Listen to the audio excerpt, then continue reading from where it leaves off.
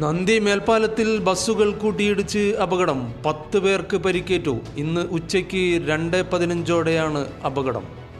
കോഴിക്കോട് ഭാഗത്തു നിന്നും കണ്ണൂർ ഭാഗത്തേക്ക് വരികയായിരുന്ന സിയമോൾ ബസ് മറ്റൊരു വാഹനത്തെ മറികടക്കുന്നതിനിടെ നിയന്ത്രണം വിട്ട് എതിർദിശയിൽ വരികയായിരുന്ന ബസ്സിൽ ഇടിക്കുകയായിരുന്നു. വടകരയിൽ നിന്ന് കൊയിലാണ്ടിയിലേക്ക് വരികയായിരുന്ന ചിന്നൂസ് ബസ്സിലേക്കാണ് ലിമിറ്റഡ് സ്റ്റോപ്പ് ബസ് ഇടിച്ചത്.